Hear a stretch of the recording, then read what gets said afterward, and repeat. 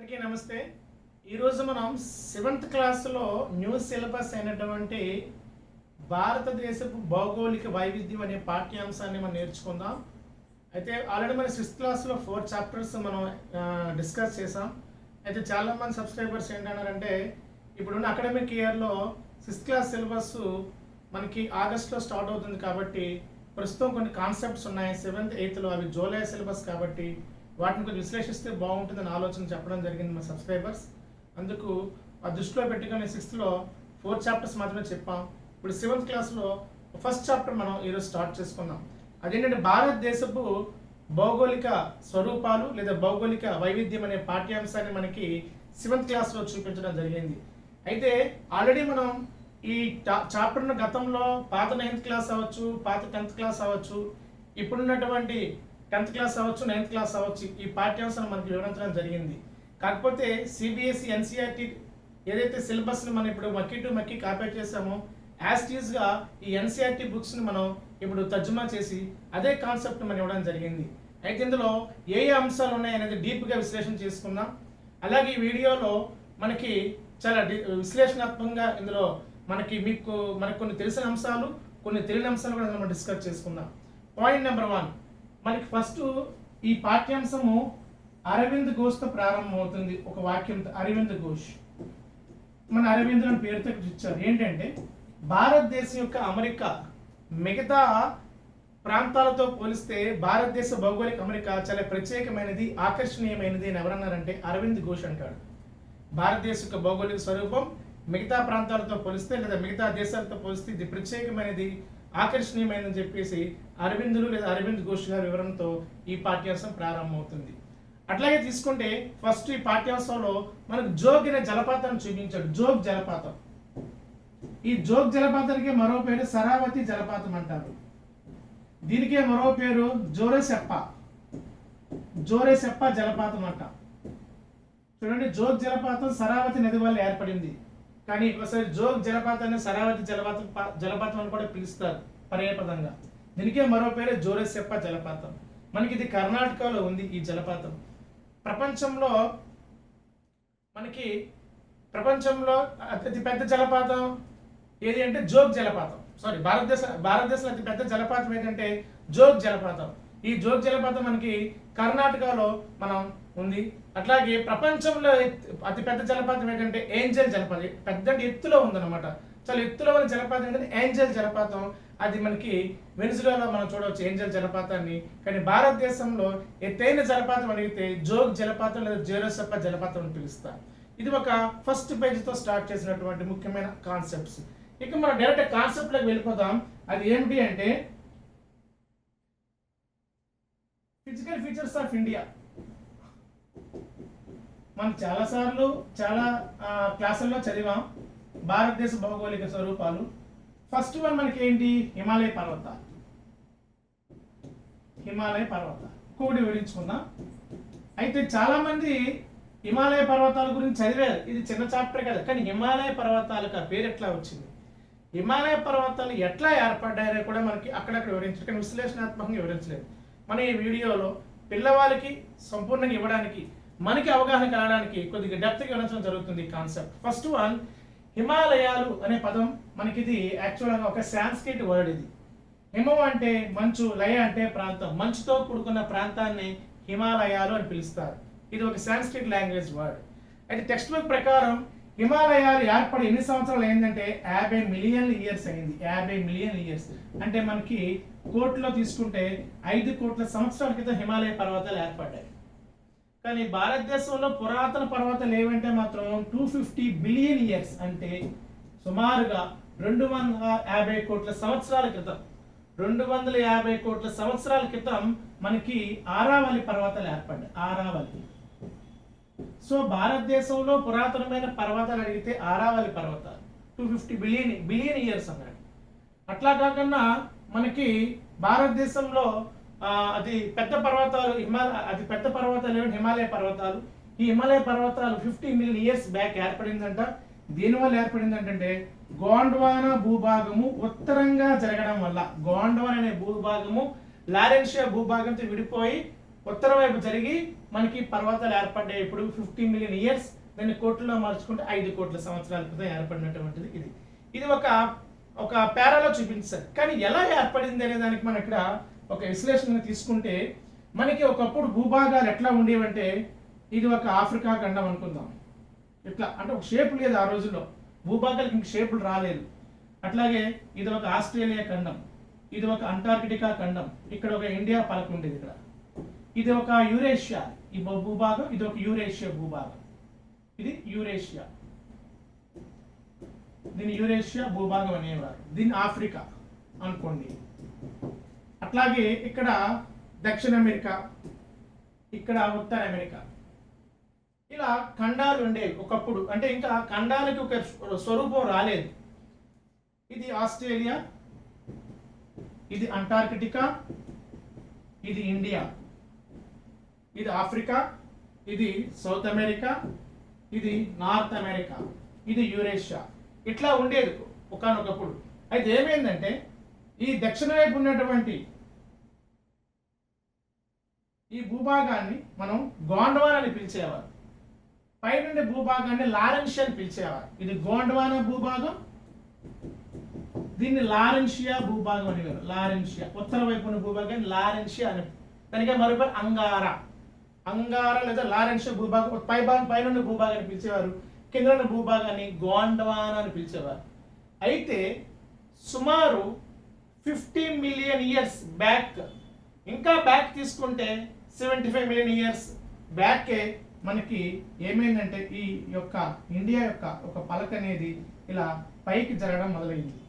అయితే ఈ ఖాళీ ప్రదేశం అంతా ఏమిటి అంటే, ఇక్కడ ఒక సముద్రం ఉండేది. ఆ సముద్రం పేరు టెథిస్. గుర్తుపెట్టుకోండి, టెథిస్ సముద్రం ఇలా ఉండేది అనమాట. ఇక్కడ పసిఫిక్ మహాసముద్రం ఉండేది, ఇక్కడ అట్లాంటిక్ ఉండేది, ఇక్కడ టెథిస్ మహాసముద్రం ఉండేది.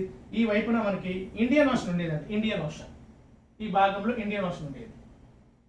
ఈ టెథిస్ అనే సముద్రం చూసారా, ఈ ఏరియా ఇదంతా టెథిస్ సముద్రమే. ఈ వైపు కూడా టెథిస్, అంటే ఆఫ్రికా వైపు వరకు, అంటే ఇప్పుడున్న మధ్యధరా సముద్రం వరకు కూడా టెథిస్ సముద్రం ఉంది. చూసుకోండి, ఒకప్పుడు మధ్యధరా సముద్రం వరకు టెథిస్ సముద్రమే ఉండేది. మనం చూస్తున్న అరేబియా సముద్రం వైపు కూడా టెథిస్ సముద్రమే కనిపిస్తుంది. చూడండి ఇక్కడ మన వైపు. ఇప్పుడు ఏమైంది, ఈ భారతదేశం యొక్క పలక ఇలా ఉత్తర వైపుకి ఇలా ముందుకు మూవ్ అవడం జరిగింది. దీంతో మధ్యలో ఉన్న ఈ టెథిస్ అనే సముద్ర భాగాన్ని నొక్కబడింది ఇలా. సో ఈ యూరేషియా పలక ఈ భారతదేశపు యొక్క ఈ దీన్ని గోండ్వానా పలక అంటారు అనమాట. ఈ గోండ్వానా పలక ఈ రెండు పలకల మధ్య సంపీడన బలాలు, దాన్ని ఏమంటామంటే సంపీడన బలాలు రెండు కూడా ఈ పలకల రెండు దగ్గరగా రావడం జరిగింది. దీంతో ఈ మధ్యలో ఉన్నటువంటి నీటి భాగాన్ని ఈ యొక్క భూభాగాలు నొక్కబడ్డాయి. దీంతో ఆ భూభాగం భూ యొక్క అంతర్భాగంలో ఉన్నటువంటి మట్టి కానీ ఇసుక కానీ ఇలా ఒక ముడతలాగా పైకి ఏర్పడడం జరిగింది. ఇలా హిమాలయ పర్వతాలు మనకి 50 మిలియన్ ఇయర్స్ బ్యాక్ ఏర్పడినట్లు మనకి చెప్పడం జరిగింది. ఇది ఏ భూభాగం అంటే గోండ్వానా భూభాగంగా మనం చెప్పొచ్చు. అట్లాగే మనకి ఇంకోటి చూపించాడు, ఈ భూమి కదలడం అనేది సంవత్సరానికి 5 సెంటీమీటర్ల చొప్పున భూమి కదులుతుంది. అయితే ఆ పేరాలో మనకి చిన్న తప్పించాడు, సెంటీమీటర్లు ఇస్తూ మళ్ళీ మిల్లీమీటర్ చూపించాడు. మిల్లీమీటర్ కాదు, సంవత్సరానికి 5 యాక్చువల్ యావరేజ్ గంట భూభాగాలు ఖండాలు అలా ఉత్తర వైపు కదులుతూ ఉంటాయంట. అయితే కదలడం ఎలా కదులుతుందంట, ఒక సంవత్సరానికి మినిమం 5 సెంటీమీటర్లు, మాక్సిమం 15 సెంటీమీటర్ల వరకు. ప్రారంభంలో 5 నుండి 15 సెంటీమీటర్ల స్పీడ్గా మూమెంట్ ఉండేది, క్రమంగా అది 5 సెంటీమీటర్లు రావడం జరిగింది. ఎలా సంవత్సరానికి ఈ భూభాగము 5 సెంటీమీటర్లు అలా ఉత్తర వైపు జరగడం జరిగింది. అలా మనకి తీసుకుంటే ఒక 1000 సంవత్సరాలకి 5 మీటర్లు, ఒక 1000 సంవత్సరాలకి భూమి 5 మీటర్ల పైకి వచ్చింది. అంటే ఇలా రావడానికి కొన్ని మిలియన్ ఇయర్ల సంవత్సరాలు. అంటే ఇప్పటికి ఇక్కడున్న భూభాగం సుమారు 2000-3000 కిలోమీటర్ల దూరం ప్రయాణం చేసి ఇప్పుడున్న యూరేషియా పలకను గుద్దుకొని ఇక్కడ హిమాలయ పర్వతాలను ఏర్పాటు చేసింది. అంటే ఈ ప్రాసెస్ కొన్ని మిలియన్ ఇయర్స్ పెట్టి ఉంటుంది అనమాట. సో ఈ విధంగా హిమాలయ అయితే ఇలా ఎప్పుడైతే ఒక కార్పెట్ ను మనం ఇలా మడత పెట్టేటప్పుడు అది ఒకవైపు మడత పెట్టేటప్పుడు అది ఇలా ఉగ్గులుగా మనం మారుతుంది. సో పర్వతాలు ఇలాగే ఏర్పడ్డాయి. అయితే పర్వతాలు క్రమంగా ఎత్తుగా ఉండడం వల్ల అక్కడ వాతావరణం ఏర్పడిన తర్వాత అక్కడ వాతావరణం చల్లబడి అక్కడ ఉన్నటువంటి నీటి ఆవిరి కాస్త మంచుగా మారి ఆ యొక్క పర్వతాల మీద కొన్ని సంవత్సరాల పాటు కురవడం జరిగింది. అలా ఆ మంచే నేడు మనం హిమాలయ పర్వతాలుగా మనం పేర్కొనడం జరిగింది. సో ఇలా మనకి హిమాలయ పర్వతాలు ఆవిర్భావం జరిగినట్లు మనకి ఒక సాక్ష్యాలు కూడా మనకి ఇందులో మనకి కనిపించాయి. సో మన టెక్స్ట్ బుక్ ప్రకారం ఏం నేర్చుకోవాలంటే హిమాలయ పర్వతాలు ఏర్పడి ఎన్ని సంవత్సరాలు అయింది? 50 మిలియన్ ఇయర్స్ అయింది. ఇది ఏ భూభాగం? గోండవానా భూభాగం. ఇది ఏ పలకను గుద్దుకుంది? యూరేషియా పలకను గుద్దుకుంది. మధ్యలో ఏ సముద్రాన్ని ఒత్తిడికి గురి చేసింది? టెథిస్ అనే సముద్రం ఒత్తిడికి గురి చేసింది. ఈ విధంగా హిమాలయ పర్వతాలు ఏర్పడ్డాయి. ఇది ఒక కాన్సెప్ట్. రెండవది, హిమాలయ పర్వతాలు ఎన్ని రకాలు? హిమాలయ పర్వతాలు ఎన్ని రకాలుగా మనకి డివైడ్ చేసుకున్నారంటే 3 రకాలు. ఏంటబ్బా అది? ఒకటి హిమాద్రి శ్రేణులు, 2 శివాలిక్ హిమాచల్, 2 హిమాచల్ హిమాద్రి, 2 హిమాచల్ శ్రేణులు. తెలిసినవే 3 శివాలిక్ శ్రేణులు. ఇలా మనకి హిమాలయ పర్వతాలను మనం ఇలా 3 శ్రేణులు, ఇది హిమాద్రి, దాని కిందది హిమాచల్, దాని కింద శివాలిక్, ఇలా 3 శ్రేణులుగా హిమాలయ పర్వతాలను డివైడ్ చేశారు. హిమాద్రి అనేది గ్రేటర్ హిమాలయస్ అంటాం, హిమాచల్ని మనం middle Himalayas or lesser Himalayas అంటాం, శివాలిక్ శ్రేణుల్ని ఔటర్ హిమాలయస్ అంటాం. ఔటర్ మరి గ్రేటర్, లెస్సర్, ఔటర్ హిమాలయాలుగా ఇలా 3 రకాలుగా పిలుస్తాం. ఇలా మనం 1, 2, 3 ఇలా పైన అన్నింటికన్నా ఎత్తులో ఉన్నటువంటి హిమాలయాల్ని హిమాద్రి అంటారు. వీటిని 8000ers అని పిలుస్తారు. ఏ శ్రేణుల్ని 8000ers అని పిలుస్తారు అంటే హిమాద్రి శ్రేణుల్ని 8000ers అని పిలుస్తారు. అంటే ఎందుకోసం అంటే ప్రపంచంలో ఎత్తైన మౌంటైన్ పీక్స్ అన్ని కూడా హిమాద్రి శ్రేణుల్లో ఉన్నాయి కాబట్టి అవి యావరేజ్ గా ఒక్కొక్క శిఖరం కూడా 8000 మీటర్ల ఎత్తులో ఉంటాయి కాబట్టి అందుకు హిమాద్రి రేంజెస్ ని 8000ers అని పేరుతో పిలుస్తారని మనకి టెక్స్ట్ బుక్ ఇవ్వడం జరిగింది. అలాగే ప్రపంచంలో ఎత్తైన శిఖరం ఏది అంటే ఎవరెస్ట్ శిఖరం. ఈ ఎవరెస్ట్ శిఖరం కూడా హిమాలయ పర్వతాల్లోనే ఉంది. అలాగే ప్రపంచంలో 2వ ఎత్తైన శిఖరం కాంచనగంగా కేటు శిఖరం, ఇది కూడా హిమాలయాల్లోనే ఉంది. సో మనకి ఎవరెస్ట్ శిఖరం నేపాల్లో ఉంది. గుర్తుపెట్టుకోండి, ఎవరెస్ట్ శిఖరం ఎక్కడ ఉందంటే హిమాలయాల్లోనే, నేపాల్ హిమాలయాల్లో ఉంది. ఇక్కడ ఇంకో కాన్సెప్ట్ మీరు గుర్తుపెట్టుకోవాలా. ఇంతకీ హిమాలయ పర్వతాలు ఎక్కడ ఉన్నాయి? 5 దేశాల్లో హిమాలయ పర్వతాలను గుర్తుపెట్టుకోండి. ఏంటి అంటే, ఒకటి హిమాలయ పర్వతాలు చైనాలో ఉన్నాయి. చైనా మీన్స్ టిబెట్, చైనా ఆధీనం ఉన్నది కాబట్టి టిబెట్ హిమాలయాలు ఉన్నాయి కాబట్టి ఆటోమేటిక్గా అది చైనాకే చెందితే హిమాలయాలు. రెండవది హిమాలయాలు నేపాల్లో ఉన్నాయి. మూడవది భూటాన్లో ఉన్నాయి. నాలుగవది ఇండియాలో ఉన్నాయి. ఐదవది పాకిస్తాన్లో ఉన్నాయి. సో మనకి 5 దేశాల్లో హిమాలయ పర్వతాలు విస్తరించి ఉన్నాయని గుర్తుపెట్టుకోండి. మరొకసారి, ఇండియాలో హిమాలయ పర్వతాలు, నేపాల్లో హిమాలయ పర్వతాలు, పాకిస్తాన్లో హిమాలయ పర్వతాలు, చైనాలో హిమాలయ పర్వతాలు, భూటాన్లో హిమాలయ పర్వతాలు. ఈ 5 దేశాలకు మరో 2 దేశాలు కలిపితే వచ్చేది ఉపఖండము. పురాణాల నుండి భారతదేశ ఉపఖండాన్ని పిలవడానికి కారణం 7 దేశాలు ఉపఖండాన్ని పిలుస్తారు. ఏంటి? హిమాలయ విస్తరించిన 5 దేశాలు ప్లస్ మాల్దీవ్స్ అండ్ శ్రీలంక.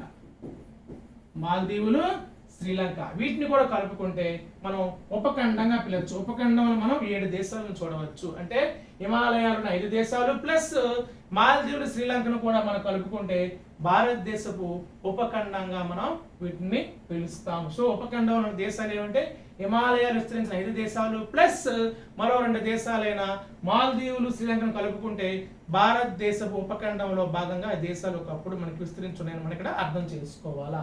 ఇది ఒక అంశం. అయితే తర్వాత హిమాద్రి శ్రేణుల్లోనే మనకి ముఖ్యమైన నదులకి జన్మస్థానమైన గ్లేసియర్స్. ముఖ్యంగా మన టెక్స్ట్ బుక్ ఏం చూపించాడు? గంగా నది యొక్క ఉపనది భగీరథి. గంగా నది యొక్క ఉపనది భగీరథి. భగీరథి అనేది గంగోత్రి అనే ప్రాంతంలో పుడుతుంది అని చెప్పాడు. అంటే పుడుతుందంటే ఏంటి? గంగోత్రి వద్ద హిమనీ నదం కరిగి అది నీరుగా మారి మనకి ప్రవేశిస్తుంది. సో గంగోత్రి అనేది ఒక గ్లేసియర్. అది ఎక్కడుందంట? హిమాద్రి శ్రేణుల్లోనే ఉంది. అంటే సింధు నది పుట్టుక గాని, బ్రహ్మపుత్ర నది పుట్టుక గాని, గంగా నది పుట్టుక గాని, జీవనదులు ఏమని అవన్నీ కూడా వాటికి పుట్టుక ప్రధానమైన కారణమైనవి ఏమిటి అంటే గ్లేసియర్స్ లేదా హిమనీ నదాలు. ఆ హిమనీ నదాలు అనేవి మనకి హిమాద్రి శ్రేణుల్లోనే ఉన్నాయని కూడా మనకు గుర్తుపెట్టుకోండి. విపరీతమైన మంచు కూడా అక్కడ ఉండడం జరుగుతుంది. సో నెక్స్ట్ వన్, రెండవది హిమాచల్. మొదటిది హిమాద్రి, రెండవది హిమాచల్. హిమాచల్ శ్రేణుల్లో ఇవి ఎక్కువగా హిల్ రిసార్ట్స్, వేస విడిది కేంద్రాలన్నీ హిమాచల్ రేంజెస్ లోనే ఉన్నాయి. ఉదాహరణకి వాటి పేర్లు గుర్తుపెట్టుకోండి, నైనిటాల్, ఇంకోటి డార్జిలింగ్, ముస్సోరి, షిమ్లా. సో ఇలా ముఖ్యమైన హిల్ రిసార్ట్స్ అన్నీ కూడా మనకి ఈ హిమాచల్ రేంజెస్ లోనే ఉన్నాయి. నైనిటాల్ ఉత్తరాఖండ్ లో ఉంది, డార్జిలింగ్ వెస్ట్ బెంగాల్లో ఉంది, ముస్సోరి ఇక్కడే మనకి ఐపీఎస్ ట్రైనింగ్ అకాడమీ ఉంది ముస్సోరి, ఐఏఎస్ అకాడమీ, ఐఏఎస్ యొక్క ట్రైనింగ్ సెంటర్ కూడా ఉంది మనకి ముస్సోరిలోనే మనకి ఐఏఎస్ ఐపీఎస్ అకాడమీ కూడా ఇక్కడ ట్రైనింగ్ క్లాస్ ఇస్తారనమాట. ఇది కూడా ఉత్తరాఖండ్ లో ఉంది. షిమ్లా ఇది హిమాచల్ ప్రదేశ్ లో ఉంది. ఇవన్నీ కూడా హిమాచల్ శ్రేణిలోని ముఖ్యమైనటువంటి వేసవి విడిది ప్రాంతాలు మనం ఇక్కడ గుర్తుపెట్టు. కాబట్టి హిల్ రిసార్ట్స్ ఏ హిమాలయాలు ఉన్నాయంటే హిమాచల్ రేంజెస్ లోనే గుర్తుపెట్టుకోండి. చివరిగా శివాలిక్ శ్రేణులు ఎట్లా ఉంటాయంటే మనకు ఆల్రెడీ చెప్పాను, నెంబర్ 1, నెంబర్ 2, నెంబర్ 3. ఈ నెంబర్ 3 శివాలిక్. ఈ శివాలిక్ దక్షిణంగా మనకి ఇండో గ్యాంజెటిక్ ప్లెయిన్ అంటే అర్థం గంగా సింధు మైదానానికి హిమాలయాలకి వారధిగా ఉన్న పర్వతాలు ఏవి అంటే శివాలిక్ పర్వతాలు. గంగా సింధు మైదానానికి మరియు గంగా సింధు మైదానానికి హిమాలయాలకు మధ్య వారధిగా ఉన్నది ఏంటంటే శివాలిక్ పర్వతాలు. ఇక్కడ దట్టమైన అరణ్యాలు పెరుగుతాయి శివాలిక్ పర్వతాల్లో. దట్టమైన అరణ్యాలు, వృక్ష సంపద, అట్లాగే మనకి ఈ జంతు సంపద కూడా ఎక్కువగా మనకి శివాలిక్ పర్వత శ్రేణుల్లో మనం చూడవచ్చు. ఇక్కడ మనకి అబ్జర్వేషన్ ఇచ్చారు. ఇది ఒక అంశం. ఈ విధంగా హిమాలయాలను మనం 3 రకాలుగా మనం ఇక్కడ పర్వత శ్రేణులుగా ఇక్కడ మనం డివైడ్ చేయడం జరిగింది. తర్వాత తీసుకుంటే మనకి నెక్స్ట్ వన్ హిమాలయాల్లో జంతు సంపద.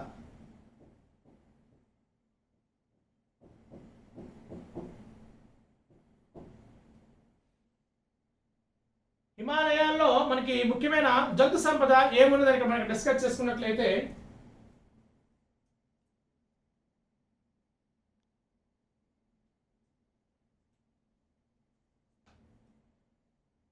హిమాలయాల్లో ముఖ్యమైన జంతు సంపద తీసుకుంటే ఇక్కడ వృక్ష సంపద రెండు కూడా రోడోడెండ్రాన్, ఇది ఒక వృక్షం రోడోడెండ్రాన్.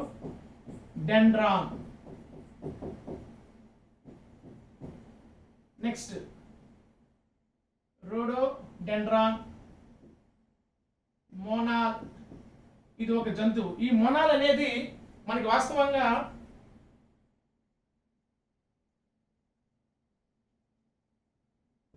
మోనాల్, ఇంకా మంచు చిరుత,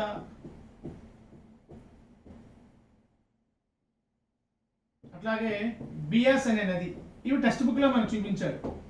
ఈ రోడోడెండ్రాన్ ప్రత్యేకత ఏంటంటే హిమాలయాల్లో ఇది ఒక అరుదైన వృక్షం, రంగురంగుల వృక్షం. ఈ రోడోడెండ్రాన్ తోటి ఈ ఫ్లవర్స్ తోటి అలంకరణకు వాడుకుంటారు. దీన్ని జ్యూస్ తాగడానికి కూడా ఆ ఫ్లవర్స్ వాడుకుంటారు. ముఖ్యంగా కొన్ని రకాల షరబత్తుల తయారీలో మనకు రోడోడెండ్రాన్ ఉపయోగిస్తారు. మోనాల్ అనేది ఒక పక్షి, ఇది చాలా అందమైన పక్షి.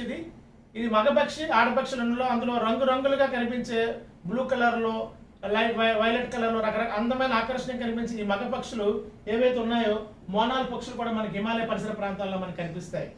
నెక్స్ట్ వన్ మంచు చిరుత, ఇవి కూడా హిమాలయ పర్వతాల్లో కనిపించే అరుదైన జంతువులుగా చెప్పుకోవచ్చు. నెక్స్ట్ బియాస్ అనే ప్రముఖ నది హిమాచల్ ప్రదేశ్ లో ప్రవహిస్తున్నట్లు కూడా టెక్స్ట్ బుక్ లో మనం చూపించాడు బియాస్ అనేది. ఈ బియాస్ అనేది సింధు నది యొక్క ఉపనదిగా మనం చెప్పవచ్చు. అయితే ఇక్కడ రోడోడెండ్రాన్ మొనాల్ రెండు తీసుకుంటే మొనాల్ అనే పక్షి నేపాల్ దేశపు జాతీయ పక్షిగా చెప్తాం మోనాల్. అట్లాగే మోనాల్ అనేది ఉత్తరాఖండ్ యొక్క రాష్ట్ర పక్షిగా చెప్తారు. అలాగే రోడోడెండ్రాన్ ఇది ఒక అరుదైన పుష్పం, ఇవి జ్యూస్ తాగడం ఉపయోగిస్తారు. అలాగే తీసుకుంటే ఈ అలంకరణ కోసం ఉపయోగించే ప్రముఖమైన పుష్పాలు. ఈ రోడోడెండ్రాన్ అనేది సిక్కిం రాష్ట్రానికి మరియు హిమాచల్ ప్రదేశ్ యొక్క రాష్ట్ర పుష్పాలుగా కూడా ఉన్నాయి. ఏదంటే రోడోడెండ్రాన్. అలాగే బియాస్ అనేది సింధు నది యొక్క ప్రముఖ ఉపనదుల్లో ముఖ్యమైనది బియాస్ అనే నది. ఇవన్నీ కూడా మనకి ముఖ్యమైనటువంటి జంతు మరియు వృక్ష సంపదలో మనకి వీటిలో చూపించడం జరిగింది. అలాగే హిమాలయ పర్వతాల్లో ముఖ్యమైన నివాసాలను కత్కుని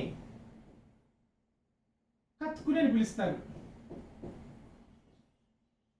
కత్కుని అంటే ఏంటంటే ఈ ఇల్లు నిర్మాణంలో మనకి ముఖ్యంగా ఏం ఉపయోగిస్తారంటే రాళ్ళను ఉపయోగిస్తారు, తేలికైన రాళ్ళు, అలాగే మట్టి మరియు రాళ్ళు మరియు చెక్కను ఉపయోగిస్తారు. అలాంటి విల్లుని హిమాలయ పరిసర ప్రాంతాల్లో నివాసాలు కత్కుని ఎందుకోసం అంటే తరచుగా వరదలు రావచ్చు, తరచుగా భూకంపాలు వచ్చే ప్రదేశాలు కాబట్టి అవి కూలిపోయినా పెద్ద నష్టం ఉండదని చెప్పేసి అలాంటి ఇల్లు నిర్మాణం చేసుకుంటారు.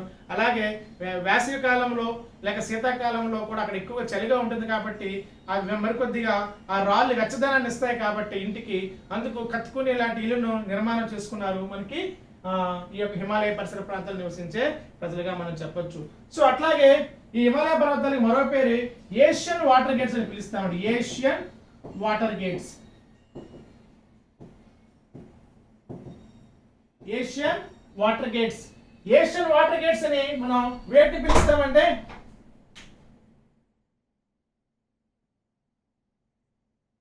ఏషియన్ వాటర్ గేట్స్ అని మనం వేటిని పిలుస్తామంటే హిమాలయ పర్వత ప్రాంతాలలో విస్తరించినటువంటి, అంటే హిమాలయ పర్వత ప్రాంతాలు ఎక్కువగా నదులు జన్మస్థానం కాబట్టి ఆ నదులు జీవనదులుగా ఏర్పడతాయి కాబట్టి ముఖ్యంగా ఈ నదులను మనము జీవనదుల వల్ల ఎక్కువగా నీరు అనేది లభిస్తుంది కాబట్టి మనం వీటిని ఏషియన్ వాటర్ గేట్స్ గా మనం హిమాలయ పర్వతాలని పిలవడం జరుగుతుంది. అలాగే మనకి ఇక్కడ స్టోరీ ఇచ్చారు. 1984లో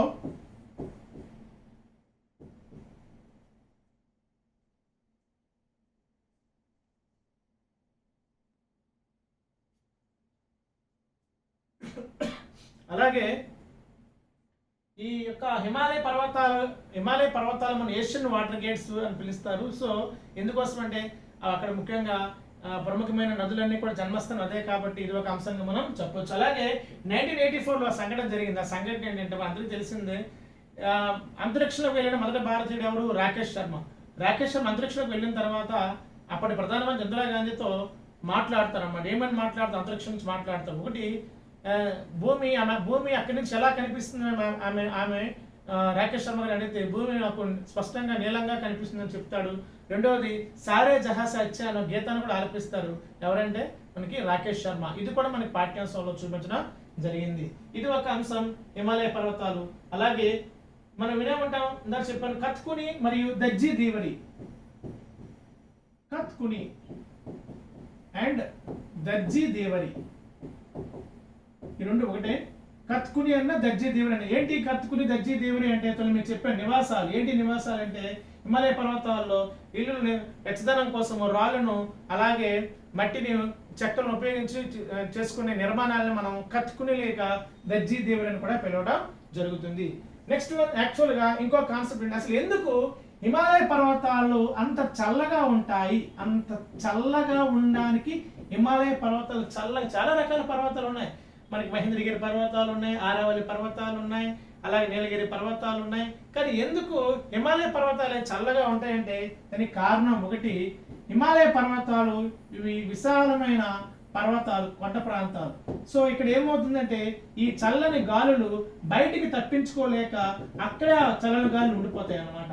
సో పర్వతాల్లోనే ఆ చల్లగాలు అవి ఇరుకుని పడి అందులో ఉండిపోతాయి కాబట్టి అందుకు మరికొద్దిగా ఆ ప్రాంతం చల్లగా ఉంటుంది. రెండవది మినిమము 5,000 మీటర్ల ఎత్తులో యావరేజ్గా హిమాలయ పర్వతాలు 5,000 మీటర్ల ఎత్తులో ఉన్నాయి కాబట్టి 5,000 మీటర్ల ఎత్తుగా ఉన్న ఈ ప్రాంతాల్లో మనకి చల్లగా ఉండే అవకాశం ఎక్కువగా ఉంటుంది కాబట్టి ఇది ఒక కారణంగా మనం చెప్పవచ్చు. మూడవది ఏంటంటే హిమాలయ పర్వతాలు పరిసర ప్రాంతాల్లో ముఖ్యంగా పశ్చిమ ప్రాంతాలను చల్లగాలు వస్తాయి. ఆ పశ్చిమ ప్రాంత చల్లగాలు కూడా హిమాలయ పర్వతాల్లో మరికొద్దిగా చల్లదనం ఎక్కువ అవడానికి కూడా ప్రధానమైన కారణంగా మనం చెప్పవచ్చు. ఒకటి, ఆ పర్వత ప్రాంతాలు ఎత్తుగా ఉండడం వల్ల చల్లని గాలులు బయటకు పోలేవు. పైగా పశ్చిమ ప్రాంతాలను చల్లని గాలు హిమాలయ పరిసర ప్రాంతాల్లోకి వీస్తూ ఉంటాయి. అట్లాగే హిమాలయ పర్వతాలు యావరేజ్గా మనకి 5,000 మీటర్ల ఎత్తులో ఉండడం వల్ల అక్కడ వాతావరణం చల్లదనం ఎక్కువగా ఉండే అవకాశం ఉంది. అలాగే ఇక్కడ శీతాకాలం రాత్రులు ఎక్కువగా ఉంటాయి. శీతాకాలం రాత్రులు ఎక్కువగా ఉండడం వల్ల ఏమవుతుందంటే అక్కడ ఇంకా రాత్రికాలం తక్కువగా ఉండడం, రాత్రి సమయం ఎక్కువగా ఉంటుంది, పగలు తక్కువగా ఉంటుంది కాబట్టి అక్కడ మరికొద్ది చల్లదనం ఇంకా పెరిగే అవకాశం ఉంది. ఇది ఒక కారణంగా మనం చెప్పవచ్చు.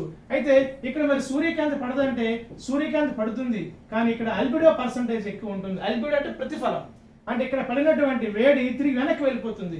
ఎందుకు వెనక్కి వెళ్ళిపోతుంది అంటే ఇక్కడ భూభాగం లేదు, మంచు భాగం ఉంది కాబట్టి అక్కడ ఉష్ణ వహనమో లేక వికిరణం లాంటి ప్రక్రియలు జరగవు కాబట్టి ఇక్కడ ఇంకా సూర్యకాంతి పడినప్పటికీ ఆ కాంతిని శోషించుకోలేక తిరిగి బ్యాక్ వెళ్ళిపోతుంది సూర్యకాంతి. సో ఈ అన్ని ప్రక్రియల వల్ల మనకి హిమాలయాలు చాలా చల్లగా ఉండే అవకాశం కలిగింది. ఇది ఒక కాన్సెప్ట్, మనకి చాలా వరకు తెలియకపోవచ్చు. ఇది హిమాలయాల యొక్క కాన్సెప్ట్. నెక్స్ట్ వన్, ఇందులో మనం మరొకటి చూపించాలి. అదేంటి అంటే రెండవది లడక్ ప్రాంతాన్ని చూపించాడు మనకి. లడక్ లో మనకి -30 degrees టెంపరేచర్ ఉంటుంది. లడక్ మరో పేరు చంద్రభూమి అని పిలుస్తారు. ఎందుకు చంద్రభూమి అని లడక్ ని పిలుస్తారు? ఏ ప్రాంతాన్ని చంద్రభూమి అని పిలుస్తారంటే లడక్ ప్రాంతాన్ని చంద్రభూమి అని పిలుస్తారు. ఎందుకోసం అంటే చంద్రుడి మీద భౌగోళిక పరిసర ప్రాంతాలు ఎట్లా ఉంటాయో లడక్ యొక్క భౌగోళిక పరిస్థితి కూడా, ఆ మంచు ప్రాంతము, ఆ చల్లని ప్రాంతం కూడా మనకి చంద్రుడిని పోలినట్టు ఉంటుంది కాబట్టి దాన్ని చంద్రభూమిగా పిలుస్తారు మనకి ఈ లడక్ అనే ప్రాంతాన్ని. నెక్స్ట్ వన్, ఇక్కడ లడక్ ప్రాంతం ముఖ్యంగా బౌద్ధ మతానికి ప్రాధాన్యత కలిగింది. బుద్ధిస్ట్ రీజన్ గా చెప్తాం.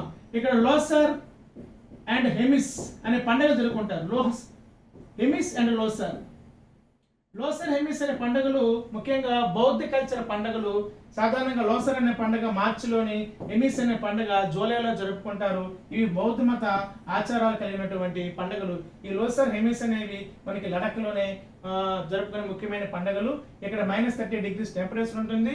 దీనికి ఏమని పేరు పెట్టామంటే ఈ ప్రాంతాన్ని చంద్రభూమిగా కూడా మనం పిలవడం జరుగుతుంది. ఈ పరిసర ప్రాంతాల్లో మనకి కనిపించే ప్రముఖమైన జంతువు ఏంటి? ఐబెక్ అనే జంతువు, అట్లాగే యాక్ అనే జంతువులకు ప్రధానమైనవి. సో ఐబక్, యాక్ అనేవి గొర్రె జాతికి చెందిన ప్రముఖమైనవి. ఇవి మనకి ముఖ్యంగా మాంసం కోసం, ఉన్ని కోసం పెంచుకుంటారు. ఇవి లడక్ పరిసర ప్రాంతాల్లో మనకి ఎక్కువగా కనిపించే ప్రముఖమైనటువంటి ప్రాంతాలుగా మనం ఇక్కడ చెప్పవచ్చు. ఇవి మనకి ముఖ్యంగా మనకి లడక్ లో తెలుసుకోవాల్సిన ముఖ్యమైనటువంటి అంశాలు. దీని తర్వాత మనకి మరో టాపిక్ ఇచ్చాడు. ఏంటంటే అది గంగా సింధు మైదానం.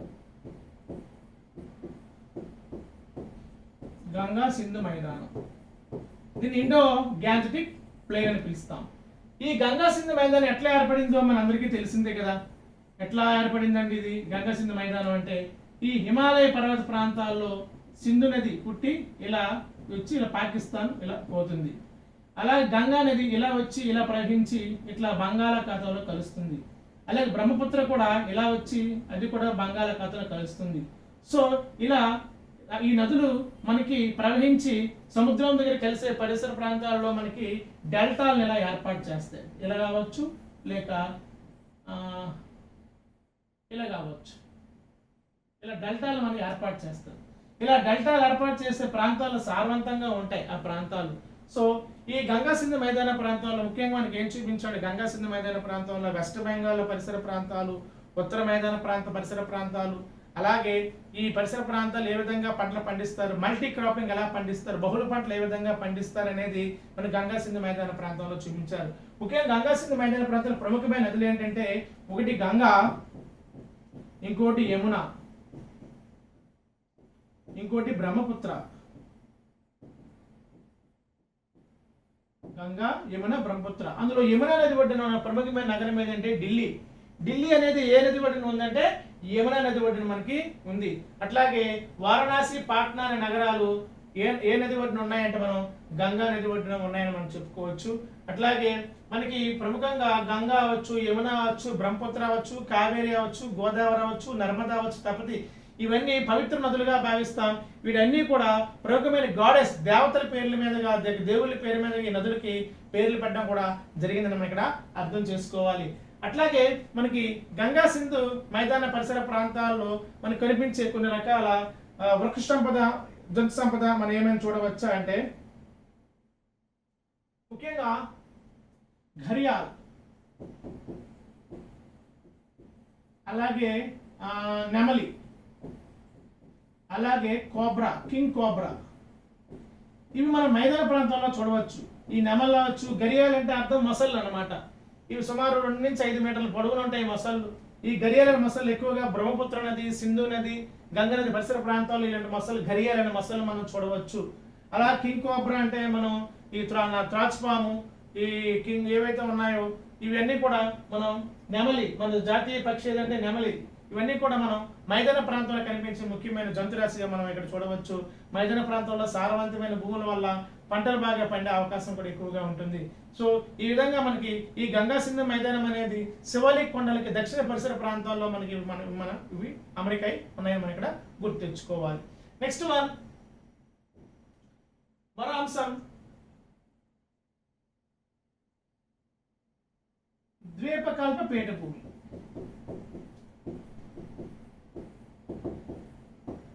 ద్వీపకల్ప పీఠభూమి. సో ఇక్కడ మనం ఏం నేర్చుకోవాలంటే, చాలా మందికి డౌట్, ద్వీపకల్ప పీఠభూమి అంటే ఏ భాగం వస్తుంది, ఏ భాగాన్ని ద్వీపకల్ప ట్రయాంగిల్ షేప్ ఏదైతే ఉందో ఇలా ఇలా ఇలా విస్తరించిన భూభాగాన్ని ద్వీపకల్ప పీఠభూమి అంటారు. ఈ చివరి భాగం జార్ఖండ్ వరకు,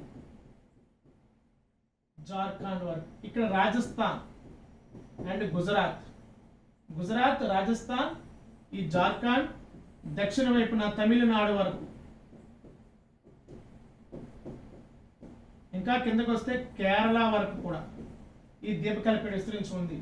చూసారా, తూర్పు వైపున జార్ఖండ్, పశ్చిమ వైపున రాజస్థాన్, గుజరాత్, దక్షిణ వైపున తమిళనాడు, కేరళ వరకు కూడా మనకి ఈ ద్వీపకల్ప పీఠభూమి అనేది విస్తరించి ఉందని మనం చెప్పొచ్చు. సో ఈ ట్రయాంగిల్ షేప్ లో ఏదైతే మనకు ఉందో, ఈ సముద్రాల భూభాగం, మూడు వైపుల సముద్ర భూభాగం ఏదైతే అమరిక ఉందో, ఈ ట్రయాంగిల్ షేప్ లో మనం ద్వీపకల్ప పీఠభూమిని చూడవచ్చును. అయితే ద్వీపకల్ప పీఠభూమిలో ఇంకా మనం ఏమేమి ఉన్నాయంటే, ఒకటి ఛోటా నాగపూర్ పీఠభూమి,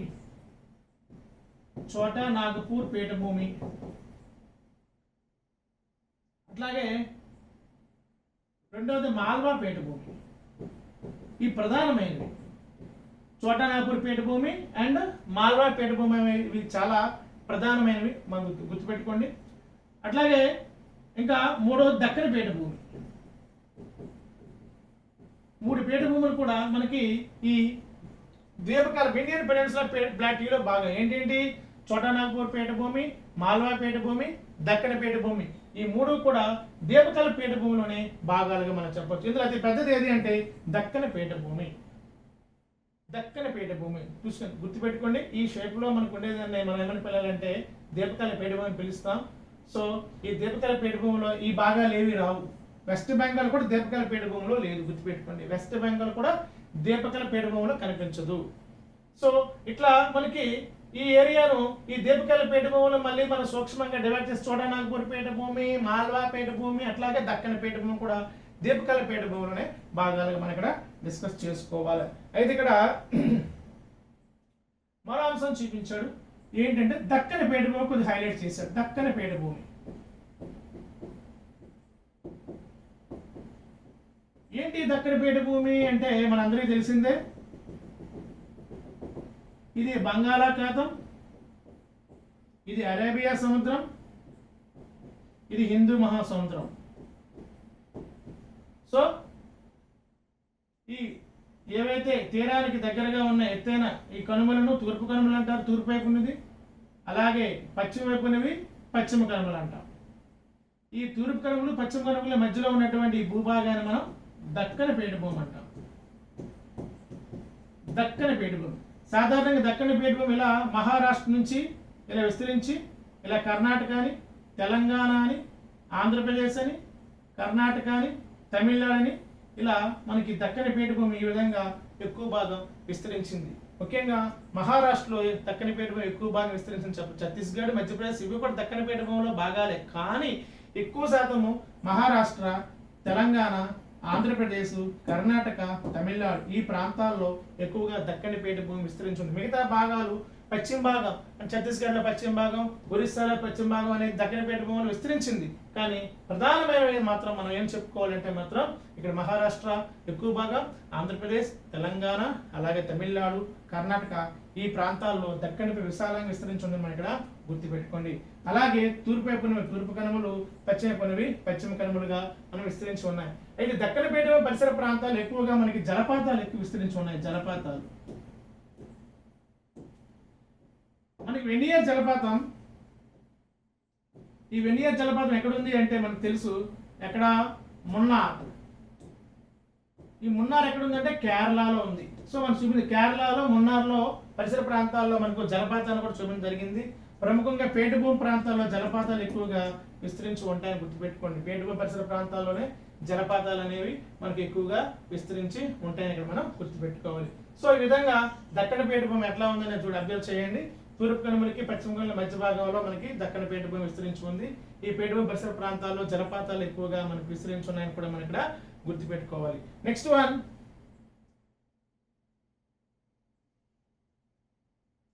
ఆరావళి పర్వతాలు.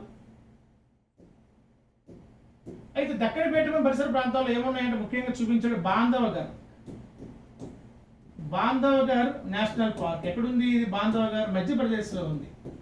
ఇక్కడ లాంగూర్ అనే ఒక జాతి కోతులు చాలా ఫేమస్. లాంగూర్ కోతులు బాంధవగర్లో మనం చూడొచ్చు. అట్లాగే సింహపు తోక కోతి ఇవి ఎక్కువగా మనకి పశ్చిమ కనుమలు, తూర్పు కనుమలు పరిసర ప్రాంతాల్లో, ముఖ్యంగా కేరళ లాంటి ప్రాంతాల్లో సింహపు తోక కోతి చాలా ఫేమస్ గా మనకి ఇది కనిపిస్తుంది. అంటే ముఖ్యంగా తమిళనాడు, కేరళ ఇది కూడా మనకి దక్కన పీఠభూమి పరిసర ప్రాంతాలు కనిపించే ముఖ్యమైనవి. బాంధవగర్ అనే నేషనల్ పార్క్ మధ్యప్రదేశ్లో ఉంది. అక్కడ లాంగూర్ అనే విచిత్రమైన కోతులు కూడా మనం అక్కడ చూడవచ్చును. నెక్స్ట్ వన్, ఆరావళి పర్వతాలు. ఇది కూడా మనం చూపించాడు, ఆరావళి పర్వతాలు. ఈ ఆరావళి పర్వతాలు మనం చూసుకుంటే ఇలా రాజస్థాన్,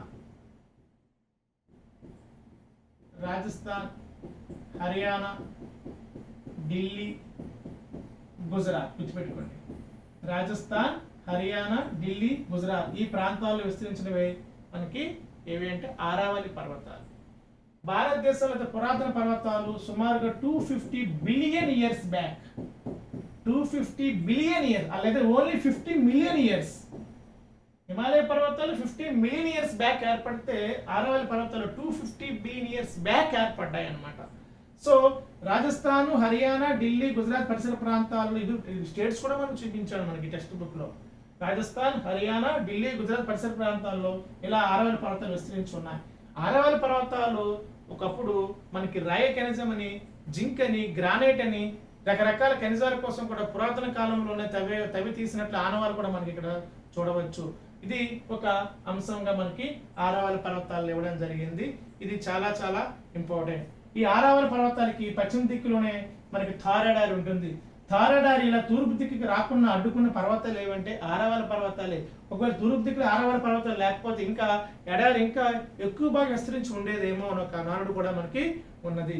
ఇవి భారతదేశంలోని అతి పురాతన పర్వతాలు ఏవి అంటే ఆరావళి పర్వతాలు మనం ఇక్కడ చెప్పుకోవచ్చు. దీన్ని కూడా మనకి పాఠ్యాంశంలో భాగంగా చూపించాడు. తర్వాత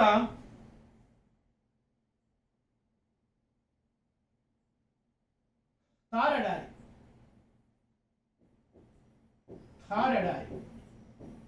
మనకి శీతల ఎడారి. థార్ ఎడారి అనేది ఏ ఎడారి? ఉష్ణమండల ఎడారి, ఉష్ణ ఎడారి అన్నమాట. ఇది లడక్ అనేది శీతల ఎడారి. అసలు ఎడారి అంటే ఏంటి? ఏ ప్రాంతంలో వర్షపాతం తక్కువగా ఉంటుందో ఆ ప్రాంతం ఎడారిగా మారిపోతుంది. సో ఇది లడఖ్లో కూడా వర్షపాతం తక్కువే, కాకపోతే అక్కడ వాతావరణం చల్లగా ఉండడం వల్ల శీతల ఎడారి పిలుస్తాం లడఖ్ను. అలాగే ఉష్ణ ఎడారిగా దేన్ని పిలుస్తాం? థార్ ఎడారి. అయితే మీకు డౌట్ రావాలి, థార్ ఎడారి అనగానే ఒకటి గుర్తొస్తుంది ఏంటి? రాజస్థాన్. కానీ గుర్తుపెట్టుకోండి, రాజస్థాను, గుజరాత్, పంజాబ్, హర్యానా ఈ 4 రాష్ట్రాల్లో కూడా థార్ ఎడారి విస్తరించి ఉంది. గుజరాత్కి పశ్చిమ దిక్కులో, పంజాబ్కి పశ్చిమ దిక్కులో, హర్యానాకి పశ్చిమ దిక్కులో, ఎక్కువ శాతం రాజస్థాన్లో ఈ యొక్క థార్ ఎడారి విస్తరించి ఉంది. ఈ ఎడారి ఒక్కోసారి ఆ ఇసుక దిబ్బలు 150 మీటర్ల ఎత్తు వరకు కూడా మనకు కనిపిస్తాయి. థార్ ఎడారిలో మనకి ముఖ్యంగా పుష్కర్ మేళా అనే పండుగ జరుపుతారు. పుష్కర్ సరస్సు పరిసర ప్రాంతాల్లో మనకి పుష్కర్ మేళా అనే ఒక పండుగను కూడా జరుపుతారు. ఇక్కడ సామాన్యంగా కనిపించే జంతువులు ఏంటంటే ఒంటెలు మనకి సామాన్యంగా ఇక్కడ మనకు కనిపిస్తాయని చెప్పచ్చు. సో ఇది ఒక అంశం. అట్లాగే థార్ ఎడారిలో ప్రముఖమైనటువంటి నగరాలు ఉన్నాయి. అదేంటి అంటే జోధ్పూర్, బికనీర్, బికనీర్ని మనం గోల్డెన్ సిటీ అని పిలుస్తాం. బికనీర్కి ఏమని పిలుస్తామంటే గోల్డెన్ సిటీ అని కూడా పిలుస్తారు. జోధ్పూర్, బికనీర్ అనేవి మనకి ఈ ఎడారి పరిసర ప్రాంతాల్లోనే మనకున్న ప్రముఖమైన నగరాలుగా చెప్పొచ్చు. అలాగే ఎడారి పరిసర ప్రాంతాల్లో మనకి ముఖ్యంగా చిత్తోడ్ కోట లేదా దీన్ని ఘాట్ అంటారు. చిత్తోడ్ ఘాట్, ఖంబార్ ఘాట్, చిత్తోడ్ ఘాట్, కంబాడ్ ఘాట్ అనే ఈ ఘాట్లు మనకి రాజస్థాన్లోనే ఈ ఎడారి పరిసర ప్రాంతాలు నిర్మించిన ప్రముఖమైన కోటలుగా మనం చెప్పవచ్చు. ఇది ఒక అంశంగా మనకి ఉంది. అట్లాగే ఇంతకీ ఎడారులు ఎందుకు ఏర్పడతాయంటే పవనాలు ఇలా తూర్పు నుండి పశ్చిమ దిక్కుకి ప్రయాణం చేస్తాయి. ప్రయాణించేటప్పుడు ఈ తూర్పు నుండి పడవలకు వచ్చేసరికి ఆ పవనాల్లోని మనకి ఆ వాటర్ నీటి ఆవిరి తగ్గిపోతుంది. ఎప్పుడైతే నీటి ఆవిరి తగ్గిపోతుందో అక్కడ వర్షం అనేది చాలా తక్కువగా పడుతుంది. ఏ ప్రాంతంలో కొన్నేళ్ల పాటు వర్షం తక్కువగా ఉంటుందో ఆ ప్రాంతం కొన్నాళ్ళకి ఎడారిగా మారిపోయి రాళ్ళు బీటలుగా మారిపోయి ఆ రాళ్ళు కాస్త మట్టిగా మారి మట్టి ఇసుగా మారి చిన్న చిన్న రేణువులుగా మారిపోతుంది. ఈ ప్రాసెస్ జరగడానికి కొన్ని లక్షల సంవత్సరాలు పడుతుంది. ఈ విధంగా మనకి ముఖ్యంగా ఎడారులు ఏర్పడడానికి ప్రధానమైన కారణం ఆ పవనాలు అనేవి చివరికి పశ్చిమ దిక్కులకు వచ్చేసరికి అవి కాస్త నీటి ఆవిరిని తగ్గి ఉంటాయి కాబట్టి, అది పొడిగా ఉంటాయి కాబట్టి, వర్షాలు ఎక్కువ కురవు కాబట్టి ఆ ప్రాంతం ఎడారిగా మారిపోయే అవకాశం ఎక్కువగా ఉంటుంది. అందుకే ఉష్ణమండల ఎడారులన్నీ కూడా ప్రతి దేశానికి పశ్చిమ దిక్కులోనే ఎక్కువ విస్తరించి ఉంటాయి. మనం ఏ ఎడారి తీసుకుని ఉష్ణ అరేబియా ఎడారి అవ్వచ్చు, కాలిఫోర్నియాలో సోండ్రాన్ ఎడారి అవ్వచ్చు, ఆస్ట్రేలియాలో ఎడారి అవ్వచ్చు, కలహారి ఎడారి అవ్వచ్చు, సౌత్ ఆఫ్రికాలో ఇవన్నీ కూడా ఖండాలు పశ్చిమ దిక్కులో ఏర్పడ్డాయి. దానికి కారణం ఏంటంటే ఈ పవనాలు అనేవి పశ్చిమ దిక్కులోకి వెళ్ళేసరికి వాటి యొక్క శక్తి తగ్గిపోయి నీటి ఆవిరి తగ్గిపోవడం వల్ల అక్కడ డ్రై అయిపోతుంది. కొన్నాళ్ళు డ్రై అయిపోతే ఆ ప్రాంతం ఎడారిగా మారిపోతుంది. ఇది ఒక కాన్సెప్ట్ మనం తెలుసుకోవాలి. ఇది ఒక అంశం. తర్వాత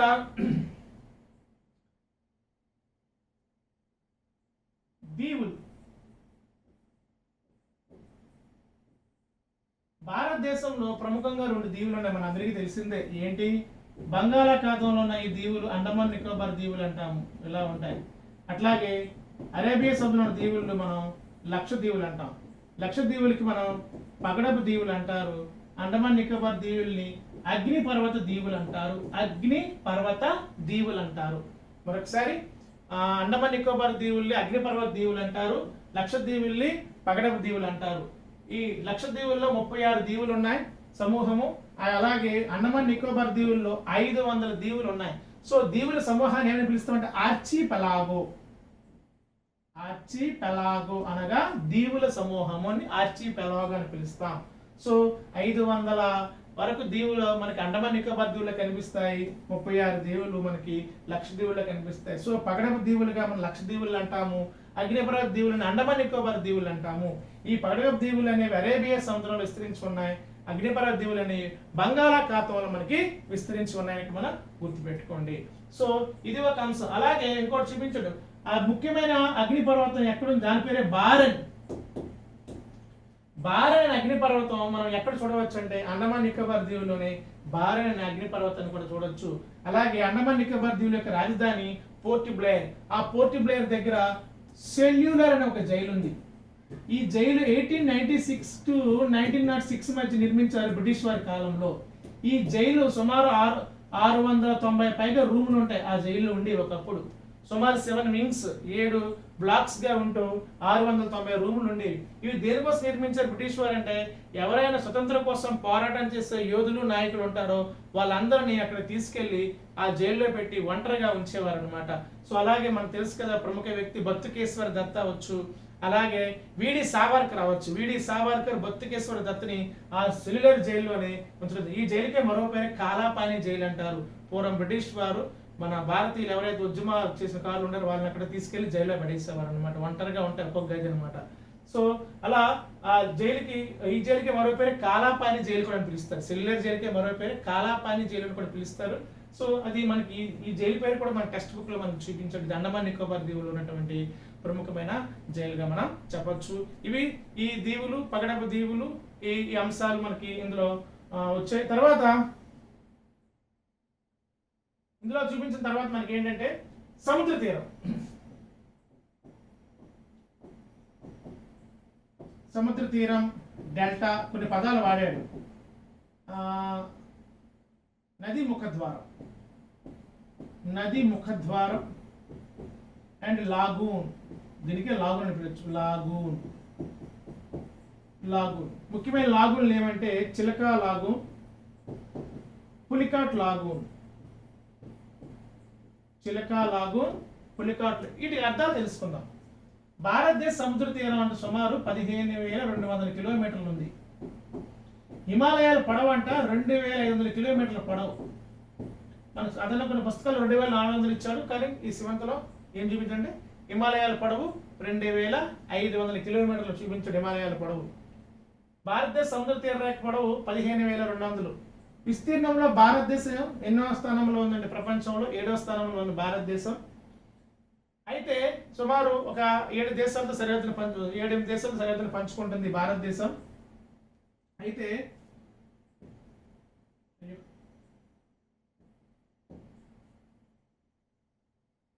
ఈ సముద్ర తీరం తీసుకుంటే సముద్ర తీరం, డెల్టా, లాగూన్, ముఖ్యమైన బీచెస్. భారతదేశంలో ముఖ్యమైన బీచెస్, ముంబై తీరంలో బీచ్ ని చూపించాడు మనకి, చాలా ఫేమస్ బీచ్ ని చూపించాడు ముంబైలో ఉన్న బీచ్.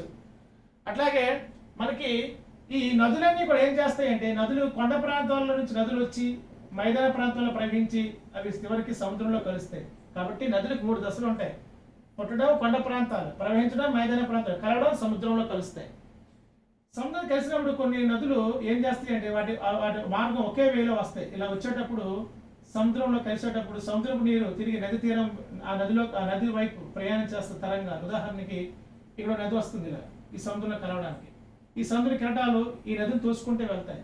ఈ నది సముద్రంలో రావడానికి ప్రయత్నం చేస్తుంది. ఇలా ఏమవుతుంది, ఇక్కడ నదిలో ఉండే తియ్యటి నీరు, సముద్రం ఉప్పు నీరు రెండు మిక్స్ అయిపోతాయి. అలా ఏర్పడిన వాటిని ఏమని పిలవాలి అంటే లాగూన్స్ అని పిలుస్తాం. ఇంట్లో అలా ఏర్పడే వాటిని ఏమని పిలవాలి? లాగూన్స్ అని పిలుస్తారు. అలా ముఖ్యమైన లాగూన్స్ ఏంటంటే చిలక సరస్సు మరియు పులికాట్ సరస్సు. వీటిలో మనం సరస్సులుగా పిలుస్తాం. సరస్సు అంటే అర్థం ఏంటంటే ప్రవహించకుండా స్థిరంగా ఉన్నటువంటి నీటిని సరస్సు అంటారు. సరస్సుకి ప్రయాణం చేయడానికి దానికి ఒక వే ఉండదు, మార్గం ఉండదు, స్థిరంగా ఉండిపోతుంది అనమాట. భూమి కంతర బలాల వల్ల, చుట్టూ మట్టి దెబ్బలు ఏర్పడడం వల్ల, ఇసుక దెబ్బలు ఏర్పడడం వల్ల, వేరే ప్రవాహ మార్గం లేకపోవడం వల్ల ఆ నీటి భాగం స్థిరంగా ఉండిపోతుంది. అలా స్థిరంగా ఉండిపోయే నీటి భాగాన్ని మనం సరస్సులు అంటాం. నదుల వల్ల ఏర్పడే వాటిని మంచినీటి సరస్సులు అంటాము. సముద్రాల వల్ల ఏర్పడే వాటిని ఉప్పునీటి సరస్సులు అంటాం. అలా మనం ఇక్కడ చూస్తున్నటువంటి చిలక అనే సరస్సు ఒరిస్సాలో, పులికట్ అనే సరస్సు ఆంధ్ర మరియు తమిళనాడు విస్తరించి ఉంది. అలా ఏర్పడినటువంటి మంచినీటి నీటి భాగాన్ని మనం ఏమని పిలుస్తామంటే లాగూన్స్ అంటాం. అలా ఎందుకు జరిగిందంటే ఇటు నుంచి నది నీరు, ఇటు సముద్రపు నీరు కెరటాలు రెండు కలవడం వల్ల అక్కడ ఒక సరస్సు లాంటిది ఏర్పడే అవకాశం ఉంది. ఇది కూడా చూపించాడు. అలా డెల్టా అంటే ఏంటంటే నది ఇలా సముద్రం కలిసే చోట్ల ఇలా పాయలు విడిపోతుంది. ఇలా పాయలు విడిపోయినప్పుడు ఏర్పడేదాన్ని త్రిభుజాకారంలో ఏర్పడినటువంటి సారవంతమైన ప్రాంతాన్ని మనం ఏమని పిలాలి? డెల్టా అంటాం. Ganga delta, Kaveri delta, Mahanadi delta, Godavari delta, ఇలా సింధు డెల్టా అని రకరకాలుగా మనం పిలుస్తాం అనమాట. ఇది ఒక అంశంగా మనకి చూపించడం జరిగింది. తర్వాత సుందర్బన్ డెల్టా చూపించాడు. సుందర్బన్ డెల్టా, ఈ సుందర్బన్ డెల్టాను యునెస్కో ఒక వారసత్వ ప్రాంతంగా గుర్తించింది. ఇక్కడ ఎక్కువ మడ అడవులు ఎక్కువగా ఉంటాయి, మడ అడవులు. సో ఈ సుందర్బన్ డెల్టా దేని వల్ల ఏర్పడిందంటే బ్రహ్మపుత్ర నది, గుర్తుపెట్టుకోండి, బ్రహ్మపుత్ర నది మరియు గంగా నది చాలా ఇంపార్టెంట్.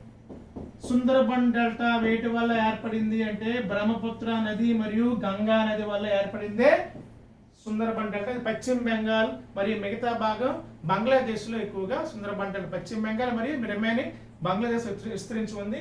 ఈ డెల్టా ఏర్పడడానికి ప్రధాన కారణం నదులు ఏంటంటే బ్రహ్మపుత్ర మరియు మనకి గంగా నది వల్ల ఏర్పడినటువంటి సుందర్బన్ డెల్టా. ఇది యునెస్కో గుర్తించిన వారసత్వ ప్రాంతంగా కూడా మనకి మడ అడవుల ప్రాంతం కూడా మనకి ఇందులో చూపించడం జరిగింది. తర్వాత చివరిగా మనకి ఏం చూపించాడంటే ఈశాన్య కొండలు అన్నాడు. ఈశాన్య కొండలు,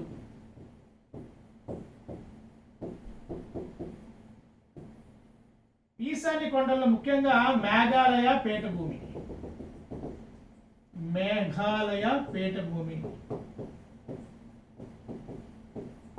ఈ మేఘాలయ పీఠభూమిలో ముఖ్యంగా 3 కొండలు ఉంటాయి. కాశీ కొండలు, జయంతియా కొండలు, ఘారో కొండలు. అందులో కాశీ కొండల్లోనే మాసిండ్రా మరియు చిరపుంజి ప్రాంతాలు ఉన్నాయి. కాశీ, జయంతియా, గారో అవి గిరిజన జాతుల పేర్లు, అలాగే కొండల పేర్లు. ముఖ్యంగా కాశీ కొండల్లోనే చిరపుంజి ఉంది, కాశీ కొండల్లోనే మాసిండ్రా ఉంది. సో ఇక్కడ మనకి ముఖ్యమైనటువంటి ఈ పరిసర ప్రాంతాలు మేఘాలయలోని మనకి భారతదేశంలోనే మనకి మావ్లీ నాంగ్ అనే ఒక ప్రాంతం ఉంది. ముఖ్యంగా ఈ ప్రాంతం పేరు ప్రత్యేక మావ్లీ లాంగ్. ఈ మావ్లీ లాంగ్ ప్రత్యేకత ఏంటంటే భారతదేశంలో అతి ప్యూరెస్ట్ విలేజ్, అతి పరిశుభ్రమైన విలేజ్ ఏదంటే భారతదేశంలో అంటే మావ్లీ లాంగ్. ఈ మావ్లీ లాంగ్ అనేది ఎక్కడ ఉందంటే మనకి మేఘాలయలో ఉన్న ప్రముఖమైనటువంటి ప్రాంతంగా చెప్పొచ్చు. ఈ మేఘాలయ పరిసర ప్రాంతాల్లో కాశీ కొండలు, జయంతియ కొండలు, గారా కొండలు ఉన్నాయి. అలాగే మేఘాలయ అంటే 7 సిస్టర్స్ వాటర్ ఫాల్ గుర్తుపెట్టుకోండి. 7 సిస్టర్స్ వాటర్ ఫాల్ ఎక్కడుంది అంటే మేఘాలయలోనే కాశీ కొండల ప్రాంతంలో మనకు ఉంది 7 సిస్టర్స్ వాటర్ ఫాల్. ఇవన్నీ కూడా మనకి మావ్లీనాగ్ అనే ప్రముఖమైనటువంటి ఏదైతే ఉందో ఒక purest village in India. So ఇవి మనకి ఈ పాఠ్యాంశాలు చూపించిన ముఖ్యమైనటువంటి అంశాలు. సో ఇవన్నీ కాన్సెప్ట్ బేస్డే కాబట్టి ఒకసారి మనం మరొకసారి టెక్స్ట్ బుక్ చదివి తర్వాత వీడియోను కొద్దిగా విశ్లేషణ చూసుకోండి. ధన్యవాదాలు.